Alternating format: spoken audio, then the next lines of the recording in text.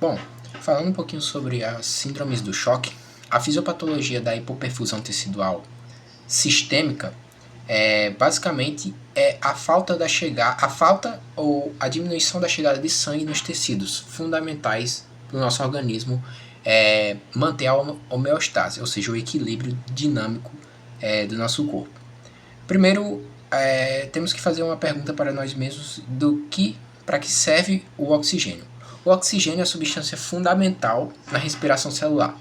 Sem a respiração celular, os nossos tecidos não conseguem fazer sua principal função, seja ela o cérebro, seja ela o coração, seja ela uma função digestiva.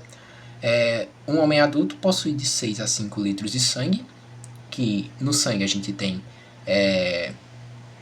células vermelhas, células brancas, plaquetas, e dentro das células vermelhas existem as hemácias. As hemácias possuem uma proteína chamada hemoglobina, que é ela que vai ser responsável por transportar o oxigênio pelo sangue para os nossos tecidos. O choque ele é diferente da hipotensão, mas a hipotensão pode causar o choque. Como eu já disse, como eu já expliquei previamente, a fisiopatologia ocorre quando há uma falta ou uma falha do transporte de oxigênio para atender a demanda metabólica das células. Sem essa entrega, o organismo começa a mudar o seu metabolismo do aeróbico com oxigênio para o anaeróbico, causando algumas disfunções orgânicas.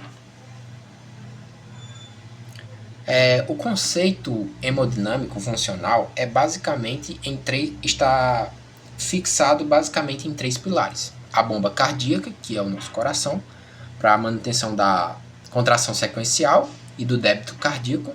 O tônus vascular, que é basicamente a constrição ou o nível de contração dos nossos vasos sanguíneos. E essa é uma regulação de resistência vascular sistêmica. O volume intravascular, ou seja, o tanto de líquido sanguíneo que a gente tem dentro desses vasos sanguíneos, que garante o retorno venoso e a pré-carga. Pré-carga essa que é o nível de sangue que ocupa o espaço do coração na diástole, que é o relaxamento.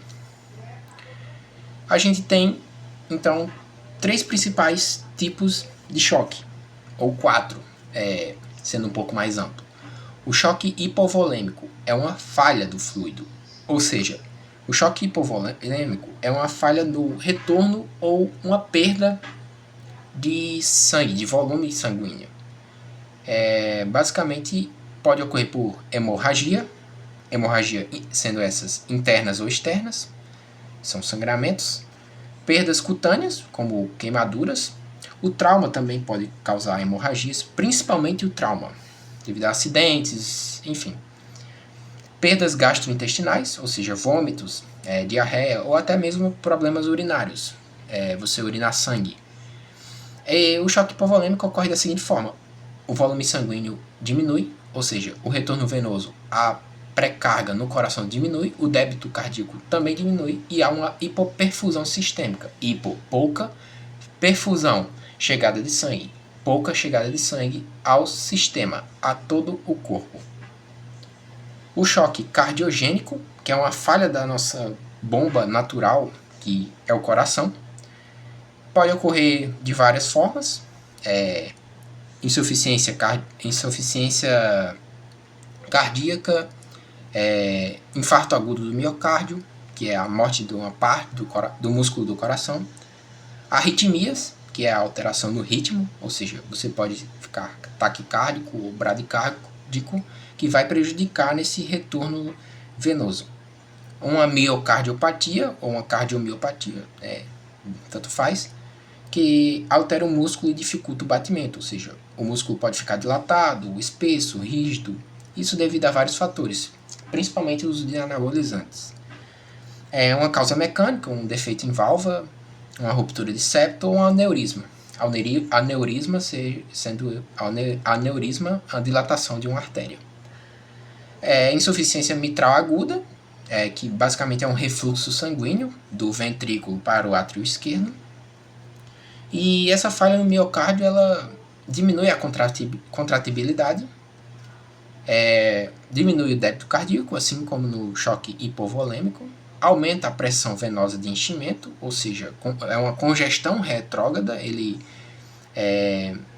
faz com que o coração fique congestionado. Enfim, existe também o choque distributivo, o que acontece nos vasos. A gente pode ter um choque de diversos tipos dentro do choque distributivo, no caso séptico, o anafilático ou neurogênico. O séptico é basicamente uma inflamação extrema, devido a bactéria, vírus ou fungo, e pode ser causado por pneumonia, infecção urinária ou uma meningite. Ele pode ser tratado com antibióticos e medicamentos de hipertensão, ou seja, fazer uma vasoconstrição para aumentar a pressão sanguínea e melhorar o transporte de sangue nos vasos. A anafilaxia é basicamente uma reação alérgica grave, que vai liberar heparina e histamina no sangue. Heparina é essa que é um anticoagulante e histamina é um vasodilatador.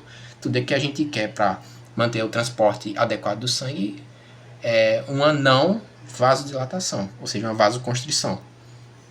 E ele pode ser tratado com adrenalina, que é naturalmente no nosso corpo um hormônio hipertensivo, que vai aumentar a tensão nos vasos.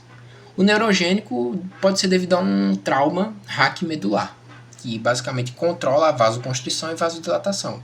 Ou seja, o trauma raquimedular ele faz com que a gente perca o controle da vasoconstrição.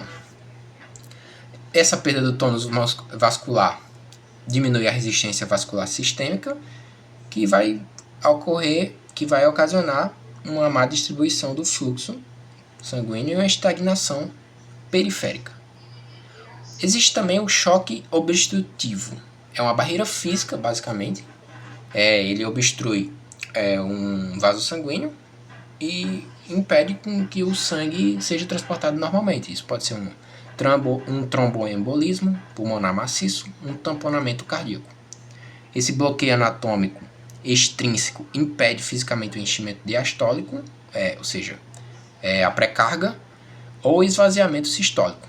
É uma causa uma queda abrupta do débito cardíaco. Aqui, o perfil fisiopatológico comparativo de cada tipo de choque e a reversão da hipoperfusão. A gente basicamente tem que identificar o mecanismo primário dessa alteração na demanda, na oferta de oxigênio, e o objetivo é restaurar e entregar oxigênio aos tecidos que estão sendo afetados. Alguns dos sintomas clínicos são da hipoperfusão, é uma hipotensão, uma queda do débito cardíaco, que causa oligúria, diminui a diurese, é perigoso porque diminui a perfusão orgânica. Essa perfusão orgânica, diminuição da perfusão orgânica, diminui a perfusão do coração e cérebro, que são os principais órgãos que não devem ser afetados, são órgãos vitais de extrema importância para o nosso organismo. Isso pode causar confusão mental. Essa vasoconstrição periférica também a gente visa, através do sistema nervoso periférico autônomo, liberar noradrenalina, que vai vasoconstripar perifericamente, visando a hipertensão e a preservação do sangue para os órgãos vitais, como o pulmão, o coração e o cérebro. Alguns sintomas são taquicardia, pele fria e pegajosa, e palidez cutânea mucosa, certo? Tudo isso, se não for tratado a tempo, pode ocasionar uma parada cardiorrespiratória. Das etapas até a morte, a gente tem a hipoperfusão orgânica, a hipóxia celular, morte que devido a esse baixo aporte de oxigênio, o metabolismo vai partir de aeróbico para anaeróbico. Isso causa uma acidose lática, através do lactato, a gente não produz ácido lático. Essa morte celular vai causar uma falência orgânica, a morte dos órgãos até chegar nos últimos órgãos que vão ser os vitais a serem preservados, vai causar a morte do indivíduo. E é isso.